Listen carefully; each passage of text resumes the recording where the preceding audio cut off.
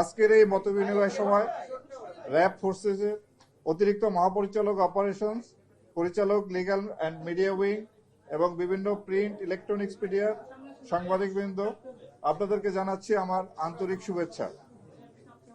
বক্তব্যের শুরুতেই আমি শ্রদ্ধা ভরে স্মরণ করি স্বাধীনতা যুদ্ধে ৩০ লক্ষ বীর শহীদ এবং সম্বরণ হারানো মা বোনদের, এবং পাশাপাশি আমি জুলাই আগস্ট ছাত্র জনতার গণ অভ্যুত্থানে যারা শহীদ হয়েছেন তাদের আত্মার মাগফিরাত কামনা করি এবং যারা আহত হয়েছেন তাদের দ্রুত আরোগ্য লাভ হোক, এটা আমি আশা করি এবং কামনা করি।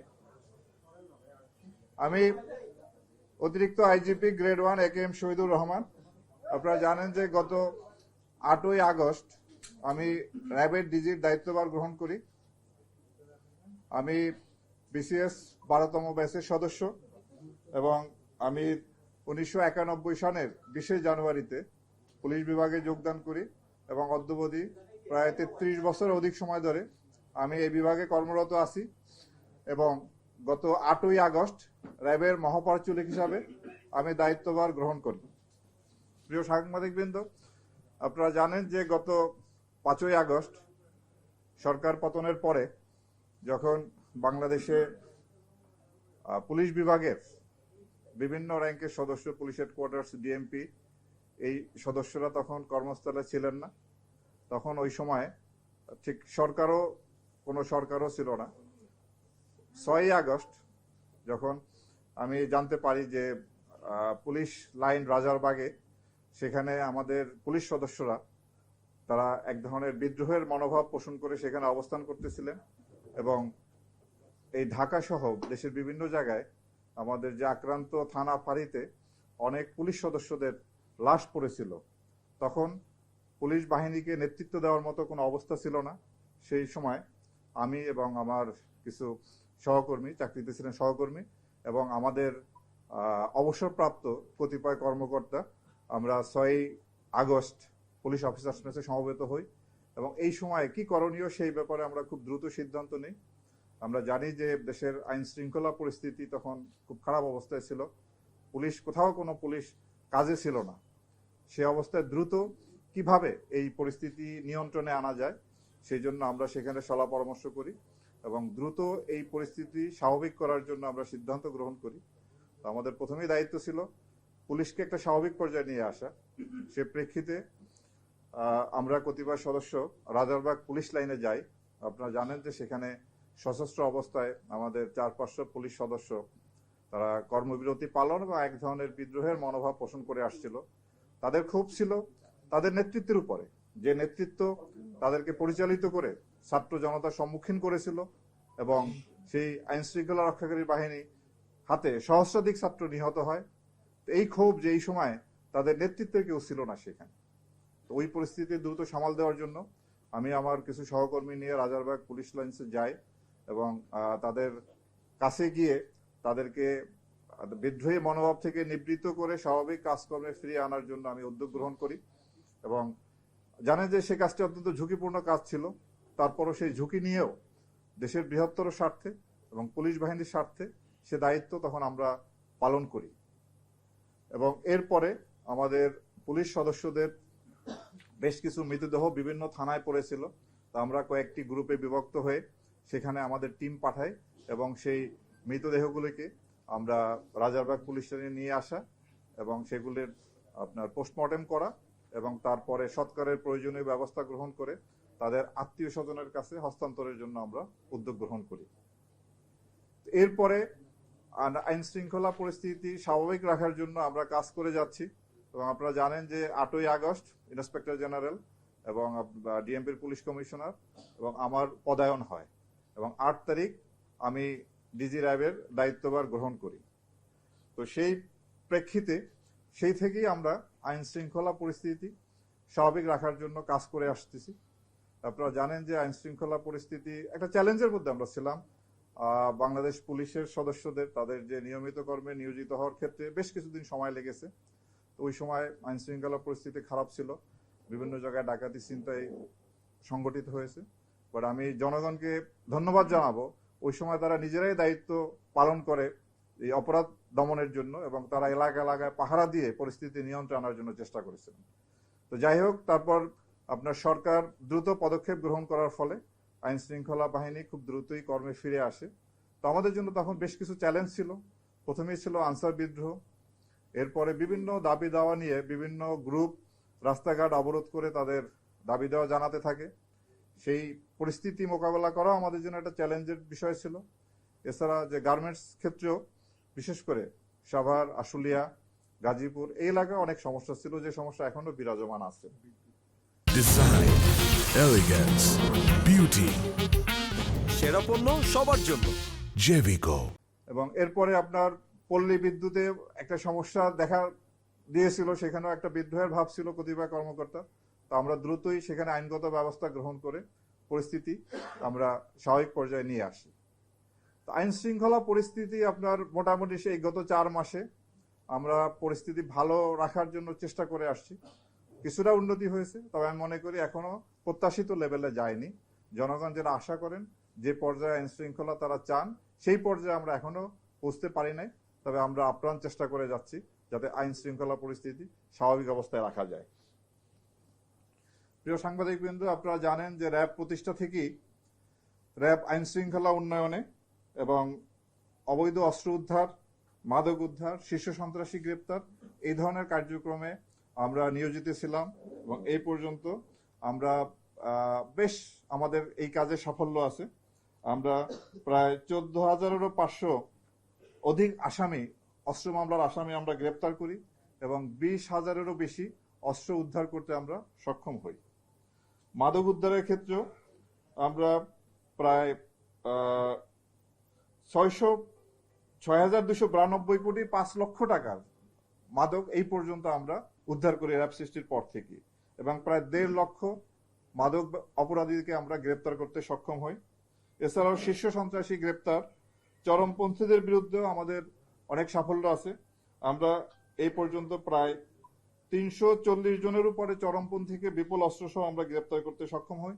আমরা সুন্দরবনে যে জলদস্যুদের একটা প্রভাব ছিল, জলদস্যু দ্বারা ওই এলাকা আক্রান্ত ছিল, সেই জলদস্যুদেরকে বিরুদ্ধে অভিযান পরিচালনা এবং পরবর্তীতে তাদেরকে আমরা আত্মসমর্পণের উদ্যোগ নেই, এবং তার আত্মসমর্পণ করার ফলে ওই এলাকার অপরাধ কিছুটা নিয়ন্ত্রণে আসে।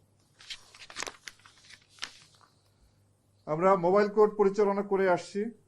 সামাজিক নিরাপত্তা নিশ্চিত করার জন্য আমরা বিভিন্ন সময় এই কাজগুলো আমরা এখনো চলমান আছে। আমাদের বিভিন্ন ধরনের আইন শৃঙ্খলা উন্নয়নের পাশাপাশি এবং আইন শৃঙ্খলাটা যাতে সাস্টেনেবল থাকে সেই জন্য সেই কাজগুলো আমাদের নিয়মিতভাবে আমরা করে আসছি। এবং এই পর্যন্ত আপনারা জানেন যে র্যাব সৃষ্টির পর থেকে এই পর্যন্ত 35 জন র্যাব সদস্য তাদের দায়িত্ব পালনের ক্ষেত্রে গিয়ে নিহত হয়। আমরা র্যাবের যে সদস্যদের আভ্যন্তরীণ শৃঙ্খলার ব্যাপারে আমরা একটি কঠোর অবস্থানে আছি। আমরা র্যাবের যে সমস্ত সদস্য তারা আইন হাতে তুলে নেওয়া কিংবা তারা যদি অপরাধ কর্মে জড়িত হয়, আমরা তাৎক্ষণিকভাবে তাদের বিরুদ্ধে আমরা কঠোর ব্যবস্থা নেই। এই পর্যন্ত প্রায় র্যাবের 58 জন কর্মকর্তা এবং 4,235 জন সদস্যকে শৃঙ্খলা ভঙ্গের জন্য অভিযুক্ত করে তাদের বিরুদ্ধে শাস্তিমূলক ব্যবস্থা নেওয়া হয়। এবং আপনারাও জানেন যে গত 5ই আগস্ট পরবর্তী অন্তর্বর্তীকালীন সরকার দায়িত্ব নেওয়ার পরে আমরা আমাদের র্যাব বাহিনীর কিছু সদস্য যারা অপরাধমূলক কার্যক্রমের সঙ্গে জড়িত হয় তাদের বিরুদ্ধে আমরা কঠোর ব্যবস্থা নেই। এই পর্যন্ত 16 জন সদস্য, গত 4 মাসে 16 জন র্যাব সদস্যকে আটক করা হয়, এবং তাদের বিরুদ্ধে ডাকাতি, চাঁদাবাজি, মাদক ব্যবসার সাথে সম্পৃক্ততার অভিযোগে এবং ছিনতাইয়ের অভিযোগে তাদেরকে আটক করা হয়, এবং তাদের বিরুদ্ধে ফৌজদারি মামলা দায়ের পূর্বক আইনানুগ ব্যবস্থা গ্রহণ চলতেছে। 5ই আগস্ট পরবর্তী সময় আমরা আইন শৃঙ্খলা উন্নয়নের জন্য যে কাজ করেছি সেই বিষয়ে আপনাদেরকে অবহিত করতে চাই। ছাত্র জনতার উপরে যে এক ধরনের সন্ত্রাসীরা আইন শৃঙ্খলা রক্ষা বাহিনীর পাশাপাশি তাদের উপরে গুলিবর্ষণ করেছিল, এই ধরনের অভিযোগে আমরা প্রায় 30 জনের উপর চিহ্নিত করি ভিডিও ফুটেজ দেখে, এবং তাদেরকে আমরা গ্রেপ্তার করতে সক্ষম হই। এবং ছাত্র জনতার উপরে গুলি করার জন্য যারা হুকুমদাতা বা এই সংক্রান্ত যে মামলাগুলি রুজু হয়েছে সেই মামলায় এ পর্যন্ত আমরা সর্বমোট 4 জন সাবেক মন্ত্রী, 17 জন সাবেক এমপি, 40 জন সাবেক মেয়র, উপজেলা বা ইউনিয়ন পরিষদের চেয়ারম্যান সহ 40 জন, কাউন্সিলর বা মেম্বার 16 জন, এবং এছাড়াও বিভিন্ন রাজনৈতিক সংগঠন যারা ওই সন্ত্রাসী কার্যকলাপে জড়িত ছিল তাদের 183 জন সহ সর্বমোট আমরা 353 জনকে গ্রেপ্তার করতে সক্ষম হই এবং আমাদের এই অভিযান অব্যাহত আছে এবং যারা বাকি আছে মামলার যারা আসামি তাদেরকে গ্রেপ্তার পূর্বক আইনের আশ্রয় নেওয়ার জন্য আমরা পদক্ষেপ গ্রহণ করেছি। আপনারা জানেন যে ছাত্র জনতার ওই আন্দোলনের সময় আইন শৃঙ্খলা রক্ষাকারী বাহিনীর বেশ কিছু অস্ত্র লুণ্ঠিত হয়। সেই লুণ্ঠিত অস্ত্রেরও প্রায় 70% অস্ত্র আমরা উদ্ধার করতে সক্ষম হয়েছি। আমরা এই পর্যন্ত জুলাই বিপ্লবের পরবর্তী পর্যায়ে আমরা 1238 জন মাদক কারবারিকে গ্রেপ্তার করি এবং 7,91,000-এর উপরে ইয়াবা উদ্ধার, 28 কেজি হিরোইন উদ্ধার এবং 58,500 বোতল ফেন্সিডিল সহ আরো বিশেষ অনেক মাদকদ্রব্য আমরা আটক করতে সক্ষম হয়েছি। আমরা জেল পলাতক আসামি, আপনারা জানেন যে 5ই আগস্ট পরবর্তী সময় বাংলাদেশের বিভিন্ন জায়গায় বেশ কিছু জেলে আসামিরা জেল ভেঙে পালিয়ে যায়। সেই পালিয়ে যাওয়া আসামিদের মধ্যে আমরা প্রায় 110 জন আসামিকে আমরা গ্রেপ্তার করতে সক্ষম হই এবং বিভিন্ন স্থান থেকে 105 জন ডাকাতকে আমরা গ্রেপ্তার করি।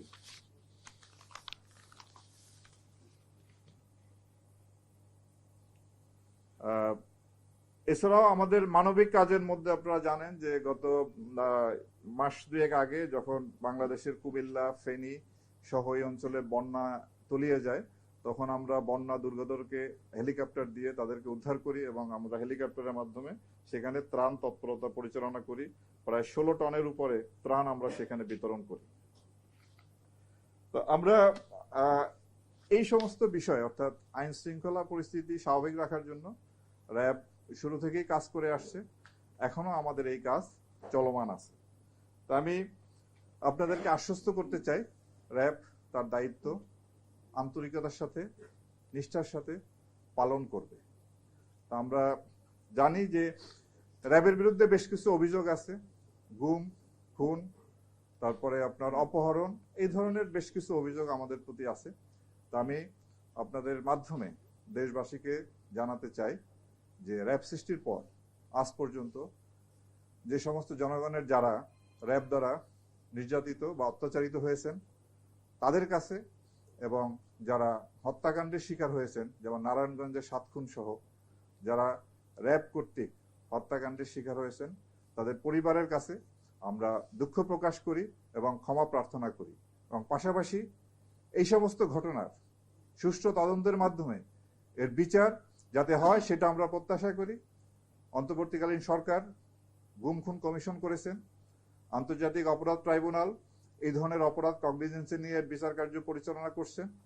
আমরা আশা করব সুষ্ঠু নিরপেক্ষ তদন্তের মাধ্যমে আমাদের বিরুদ্ধে যে অভিযোগ আছে তার সুষ্ঠু তদন্ত হবে এবং এর বিচার হবে এবং এইভাবেই আমাদের দায় মুক্তি সম্ভব। অন্য কোনোভাবেই আমরা এই দায় থেকে মুক্ত হতে পারবো না। কেবলমাত্র সুষ্ঠু তদন্ত এবং বিচারের মাধ্যমেই আমরা দায় মুক্ত হতে চাই। তা আমি আপনাদের মাধ্যমে আবারও যারা র্যাবের কারণে ক্ষতিগ্রস্ত হয়েছেন, নির্যাতিত হয়েছেন তাদের পরিবারের কাছে এবং তাদের কাছে আমরা আবারও দুঃখ প্রকাশ এবং ক্ষমা প্রার্থনা করছি। আশা করি ভবিষ্যতে এই বাহিনী, আপনারা জানেন যে গত 4 মাসে আমরা অক্লান্ত পরিশ্রম করে যাচ্ছি। ভবিষ্যতে আমি আপনাদেরকে নিশ্চয়তা দিচ্ছি আমি যতদিন এই দায়িত্ব পালন করব বা আমার অফিসার যারা আছেন র্যাব কখনো কারো নির্দেশে ভবিষ্যতে এই ধরনের অপরাধ যে গুম করা, খুন করা, এটা হলো ফৌজদারি অপরাধ, এই অপরাধে কখনোই আর জড়িত হবে না এই নিশ্চয়তা আমরা দিচ্ছি। তারপরও যদি কোনো সদস্য নিজ দায়িত্বে কোনো অপরাধমূলক কার্যকলাপে জড়িত হয় তাদের বিরুদ্ধে আমরা কঠোর আইনগত ব্যবস্থা নিব, যেটা 5ই আগস্ট পরবর্তীতে আমরা নিয়ে আসছি। তো আমি আপনাদের কাছে বিনীতভাবে অনুরোধ জানাবো আপনারা আমাদের এই দায়িত্ব পালনের ক্ষেত্রে আমাদের এই কাজে সহায়তা করবেন এবং আমরা জনগণেরও সহায়তা প্রত্যাশা করি। জনগণের সহায়তা ব্যতীত কোনো বাহিনী, আইন শৃঙ্খলা রক্ষাকারী কোনো বাহিনী তার সাফল্য অর্জন করা সম্ভব হবে না, হয় নাই, হবেও না। তো সুতরাং আমরা ভবিষ্যতে এই সহায়তা পাবো এবং আপনাদের সাহায্য সহযোগিতা নিয়ে আমরা এগিয়ে যাব একটি সুন্দর একটা বাংলাদেশ বিনির্মাণে, একটা অপরাধ যাতে নিয়ন্ত্রণে থাকে, বাংলাদেশ বিনির্মাণে আমরা সবাই একসাথে কাজ করব, এই আশাবাদ ব্যক্ত করে আমার বক্তব্য শেষ করছি। আপনাদের সকলকে অসংখ্য ধন্যবাদ। মাননীয় মহাপরিচালক, আপনি 5ই আগস্ট পরবর্তী র্যাবের কার্যক্রম এবং র্যাবের সাফল্যের কথা বলেছেন। ফ্যাসিবাদ বিরোধী আন্দোলন যখন চলছিল তখন র্যাবের হেলিকপ্টার থেকে আন্দোলনকারীদের উপর সাউন্ড গ্রেনেড ছোড়া হয়েছে এবং টিয়ার গ্যাস ছোড়া হয়েছে, আপনি এবং গুলি করা হয়েছে। আপনি একজন অভিজ্ঞ পুলিশ কর্মকর্তা, আপনি কি মনে করেন যে এই আচরণটি পেশাদারী আচরণ হয়েছে? এটা এক নম্বর প্রশ্ন। দ্বিতীয় হচ্ছে, একটি বৃহৎ রাজনৈতিক দল র্যাব বিলুপ্তির প্রস্তাব করেছে, এটা আপনারা কিভাবে দেখছেন? আপনাকে অসংখ্য ধন্যবাদ। হেলিকপ্টারের বিষয়ে আপনার হাইকোর্টে, মহামান্য হাইকোর্টে একটি রিট আছে, এই সংক্রান্তে ফৌজদারি মামলাও রুজু হয়েছে। আন্তর্জাতিক অপরাধ ট্রাইব্যুনালও এটা অনুসন্ধান করছে। আমরা আশা করব এই সমস্ত অনুসন্ধানের মাধ্যমে প্রকৃত সত্য বের হয়ে আসবে এবং এর প্রেক্ষিতে পরবর্তী ব্যবস্থাগুলি গ্রহণ করা হবে। আর র্যাব বিলুপ্তির বিষয়ে আমি র্যাবে কর্মরত আছি। আমরা যতদিন দায়িত্বে পালন করব, র্যাবের আমাদের যে দায়িত্ব, সেই দায়িত্ব আমরা নিষ্ঠার সঙ্গে, আন্তরিকতার সঙ্গে পালন করব এবং এ ব্যাপারে সরকার যে সিদ্ধান্ত গ্রহণ করবে সেটাই শিরোধার্য। সরকারের সিদ্ধান্তের অপেক্ষা আমরা থাকবো।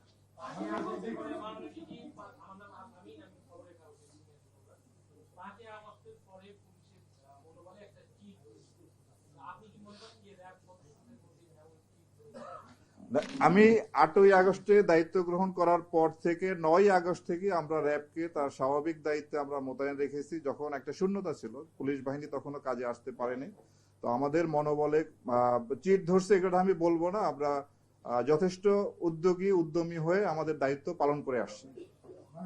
আমার একটি প্রশ্ন ছিল, সেটা হচ্ছে জুলাই অভ্যুত্থানের সময় হামলাকারী ও সরাসরি গুলি বর্ষণকারীদের ছবি বিভিন্ন সামাজিক যোগাযোগ মাধ্যমে কিন্তু অলরেডি স্পষ্ট হয়ে গেছে। তাদেরকে গ্রেফতারের বিষয়ে র্যাব অবহেলিত মানে কি কি অভিযান পরিচালনা করছে? আমরা এই পর্যন্ত ভিডিও ফুটেজ দেখে আপনার একজনকে আপনারা দেখেছেন যে 2 হাতে 2টা পিস্তল নিয়ে যে গুলি করতেছিল পাবনায়, তাকে গ্রেফতার করেছি। যাত্রাবাড়ি এলাকায় লিটন নামে একজন ছিলেন, তাকেও আমরা গ্রেফতার করেছি এবং এই পর্যন্ত সর্বমোট 30 জনকে আমরা গ্রেফতার করেছি এবং আরো যারা আছে তাদেরকে আমরা গ্রেফতারের চেষ্টা অব্যাহত রেখেছি। এটা ওনারটা নেই।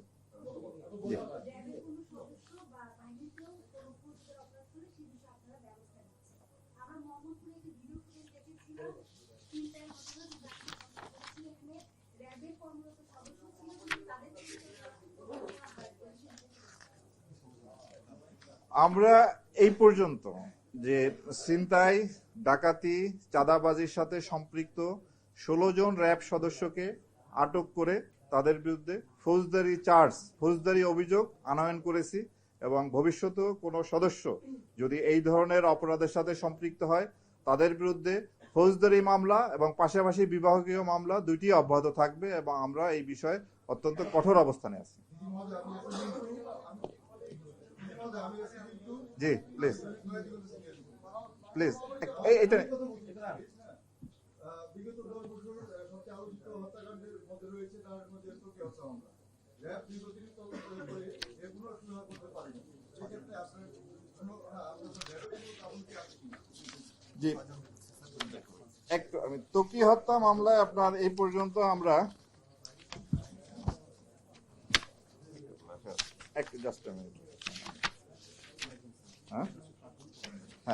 আমরা সর্বমোট এর আগে 5ই আগস্টের পূর্বে আপনার 5জন আসামি গ্রেপ্তার হয়েছিল। তাদের 2 জন 164 ধারা জবানবন্দি দিয়েছিল। 5ই আগস্টের পরবর্তীতে আমরা আরো 6 জনকে গ্রেপ্তার করি এবং এর মধ্যে একজন 164 ধারা জবানবন্দি দিয়েছে। এই মামলার তদন্তে যথেষ্ট অগ্রগতি আছে এবং আমরা এই মামলার তদন্ত দ্রুত সম্পন্ন করে আইনগত ব্যবস্থা গ্রহণ করতে সক্ষম হব। প্লিজ। হ্যাঁ,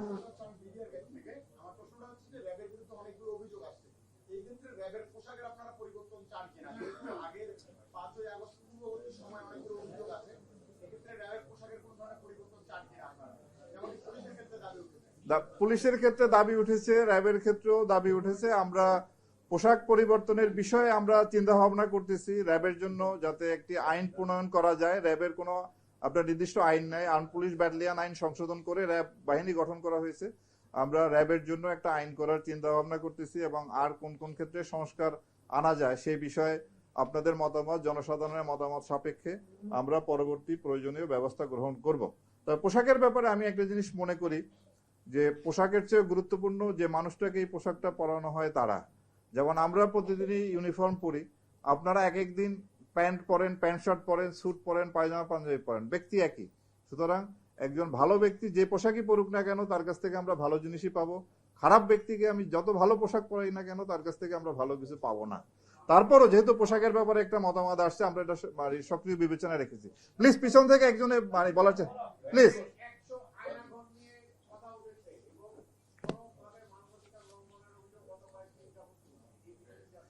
আপনার যত ধরনের অভিযোগ আছে, আপনার গুমের বিষয়, খুনের বিষয়, আয়নাঘর বিষয়, এটা গুম খুন কমিশন এটা তদন্ত করতেছেন। আমরা তাদেরকে সার্বিকভাবে সেই তদন্তে সহায়তা করছি, এবং আমরা আশা করব এই তদন্তের ফলাফলের ভিত্তিতে একটা আইনগত ব্যবস্থা নেওয়া হবে। র্যাবে যে আয়নাঘরের যে বিষয়টা এসেছে সেটা আপনার এটা তো ছিল, আছে, এবং কমিশন আমাদেরকে নির্দেশ দিয়েছেন যে যে যা অবস্থায় আছে ওই অবস্থায় রাখার জন্য, কোথাও এখন কোন রকম যেন কোনো পরিবর্তন না করা হয়। অ্যাকর্ডিংলি আমরা ঠিক ওইভাবেই রেখেছি যা যেভাবে ছিল অতীতে। একটু পিছিয়ে জি।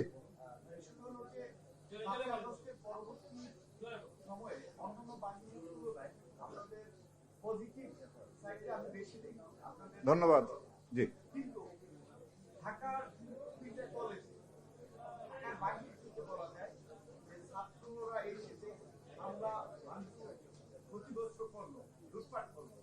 পরবর্তীতে ওই ঘটনাকে কেন্দ্র করে এই ঢাকার তিনটা কলেজের শিক্ষার্থীরা সময় নিয়ে সরাসরি সোশ্যাল মিডিয়ায় লেখলো যে আমরা প্রতিশোধ নিব। তো এই যে দীর্ঘ 2 দিনের একটা সময়, এর ভিতরে আপনাদের ইন্টেলিজেন্স বা ডিপার্টমেন্ট কেন সক্রিয় ছিল না? কেন পরবর্তীতে এই যে ক্ষয়ক্ষতি হলো 100 কোটি টাকার সম্পদ, এই ক্ষেত্রে আপনাদের ব্যর্থতা কি? আপনার আইন শৃঙ্খলা রক্ষার ক্ষেত্রে আপনার আগস্ট পরবর্তী পরিস্থিতিতে আপনারা জানেন যে এখানে আইন শৃঙ্খলা রক্ষার ক্ষেত্রে আমরা যথেষ্ট সতর্ক অবস্থায় থাকি, এবং যাতে কোনো রকম কোনো ক্যাজুয়ালিটি না হয় সেদিকে আমাদের একটা দৃষ্টি থাকে। এই ঘটনাটিতে বিপুল সংখ্যক ছাত্ররা এই ঘটনাটা ঘটিয়েছে। সেখানে যারা উপস্থিত, যারা আইন শৃঙ্খলা রক্ষাকারী বাহিনী ছিল, সেখানে আপনার পুলিশ ছিল, র্যাব ছিল, সেনাবাহিনী ছিল, সবাই আপ্রাণ চেষ্টা করেছে। এরা তো আমাদেরই সন্তান এই ছাত্ররা। সুতরাং কঠোরতম ব্যবস্থাগুলি বাস্তবতার কারণে সেখানে নেওয়া সম্ভব হয় নাই, বাট পরবর্তীতে আলাপ আলোচনার মাধ্যমে এবং আইনগত প্রক্রিয়ার মাধ্যমে এর একটা সমস্যার আপাতত সুরাহা করা গেছে। বাট ভবিষ্যতের ক্ষেত্রে আমরা এই ধরনের পরিস্থিতিতে আরো সতর্ক থাকব, যাতে এই ধরনের বড় ধরনের কোনো দুর্ঘটনা না ঘটে এবং ব্যাপক ক্ষয়ক্ষতি না হয়। এটা শেষ প্রশ্ন, প্লিজ। হ্যাঁ, আমি একটা নেব, তারপরে আমি এর আগেও দেখেছি যে পুলিশের সাথে র্যাবের আসামি ধরা নিয়ে এক ধরনের প্রতিযোগিতা ছিল, সেটি এখন কমেছে। তারপরেও সম্প্রতি একটি ঘটনা র্যাবকে আরো ভিন্ন জায়গায় নিয়ে গেছে, বিশেষ করে বগুড়ার যে ঘটনাটি, যে মাকে হত্যার দায়ে ছেলেকে অনুমান নির্ভর গ্রেফতার, তাকে রিমান্ডে নেওয়া, এই বিষয়গুলো আপনি থাকার পরে তো চেঞ্জ হচ্ছে না। না, এটি আপনার জানেন যে কাজ করতে গেলে কিছু ভুলভ্রান্তি হয়।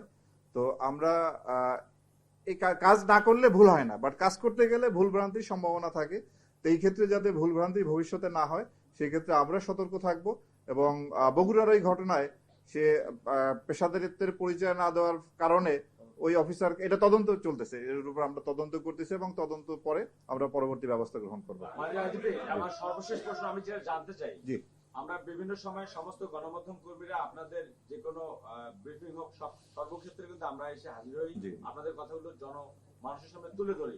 কিন্তু প্রেক্ষাপট হলো একটা, যে আজ পর্যন্ত আইনশৃঙ্খলা বাহিনীর পক্ষ থেকে এই গণমাধ্যম কর্মীরা যে বিভিন্ন জায়গায় নিউজ কালেকশন করতে, ইনভেস্টিগেশন রিপোর্ট করতে গিয়ে যে হ্যাসেলের শিকার হয়, সেক্ষেত্রে আপনার অবস্থানটা কি থাকবে আপনি যোগদানের পর থেকে?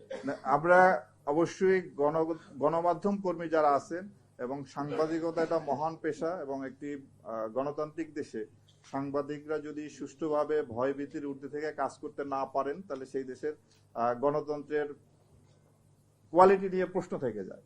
তা আমরা আশা করব আমাদের সাংবাদিক বন্ধুরা ভয়ভীতির ঊর্ধ্বে থেকে আপনাদের পেশাগত দায়িত্ব পালন করবেন এবং আপনাদের নিরাপত্তার জন্য আমরা সর্বাত্মক এবং সর্বোচ্চ অগ্রাধিকার দিব এবং প্রয়োজনীয় ব্যবস্থা গ্রহণ করব। পিছনে পিছনে একজন একজন, হ্যাঁ বলেন।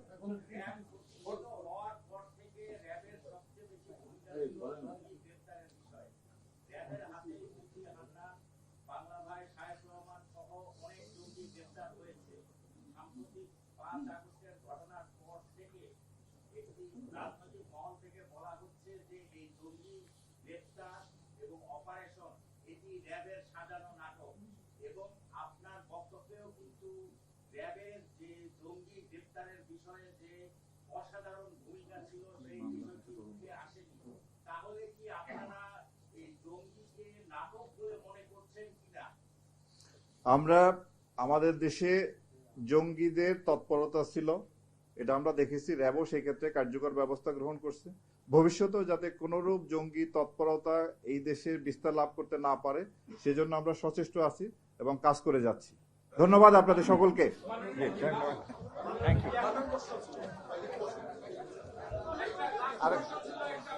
লাস্ট প্লিজ, আপনি তো করছেন প্রশ্ন, একটা নতুন প্রশ্ন নেই। হ্যাঁ, এটা শেষ প্রশ্ন, শেষ প্রশ্ন। জি বলেন, হ্যাঁ বলেন। হ্যাঁ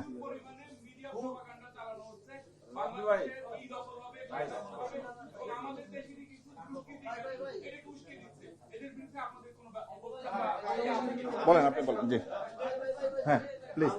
অপরাধ ট্রাইব্যুনালে এখন পর্যন্ত যে অভিযোগগুলো জমা করেছে এর অধিকাংশগুলোই হচ্ছে র্যাব সদস্যদের বিরুদ্ধে। ভুল কমিশনও যে অভিযোগগুলো আসছে ম্যাক্সিমামগুলো র্যাব সদস্যদের বিরুদ্ধে। তো এই তদন্তের ক্ষেত্রে ট্রাইব্যুনাল এবং কমিশন যদি র্যাবের কোন সহযোগিতা চায় তদন্তের ক্ষেত্রে আপনারা সেটা করবেন কিনা? দ্বিতীয়ত হচ্ছে 5 আগস্টের ঘটনায় পুলিশের মতো র্যাবেরও অনেক অস্ত্র লুণ্ঠিত হয়েছে। আপনারা কি পরিমাণ অস্ত্র লুণ্ঠিত হয়েছিল এবং কি পরিমাণ অস্ত্র আমাদের 100 সক্ষমতা না থাকার কারণে আপনারা এরই মধ্যে প্রমাণ করেছেন যে সাগররুনি হত্যা মামলা তদন্ত আপনাদের সক্ষমতা নেই। তাহলে আপনারা কেন এই মামলাটা আদালতকে জানাচ্ছেন না? আমি আগে আপনারটা দিয়ে শেষ করি, আবার শুরু করি আপনার প্রশ্ন দিয়ে। আপনার প্রশ্নটা ছিল 100, আমাদের 168টি অস্ত্র লুণ্ঠিত হয়, এর মধ্যে আমরা 90টি অস্ত্র উদ্ধার করতে সক্ষম হই, আর 12,000 অ্যামিনিশন আমাদের লুণ্ঠিত হয়, 7,000 আমরা উদ্ধার করেছি। বাকি অস্ত্র এবং অ্যামিনিশন উদ্ধারের জন্য আমাদের প্রক্রিয়া অব্যাহত আছে। আর এছাড়া এর বাইরে পুলিশেরও আমরা বেশ কিছু অস্ত্র উদ্ধার করেছি। সাগররুনির মামলার বিষয়ে এটি একটি গুরুত্বপূর্ণ মামলা। এই মামলার তদন্তে আশানুরূপ ফল এখানে না হওয়ার ফলে আমরা এটা আদালতকে অবহিত করি। আদালত এই মামলা তদন্তের জন্য একটি উচ্চতর কমিটি গঠন করে দিয়েছে। এখন ওই কমিটি এই মামলার তদারকি করছে এবং আশা করি এখানে আমরা ভালো সফলতা পাবো। কমিশনে আমরা আইনত বাধ্য এই ধরনের কমিশন বা আদালতকে বা যে কোনো ধরনের এই ধরনের আদালত এবং আইনের যে নির্দেশ সেটা আমরা মানতে বাধ্য এবং আমরা সর্বাত্মকভাবে আমরা নিজেরাও চাইবো যে এই বিষয়গুলি, এই অপরাধগুলির সুষ্ঠু তদন্ত এবং বিচার হোক এবং আমরা আপনার কমিশন এবং ট্রাইব্যুনালকে সর্বাত্মকভাবে আমরা সহায়তা করব। আপনাদের অসংখ্য ধন্যবাদ এখানে উপস্থিত হওয়ার জন্য। আপনাদেরকে অসংখ্য ধন্যবাদ। আশা করি আপনাদের এই সহযোগিতা আমাদের প্রতি অব্যাহত থাকবে। ধন্যবাদ।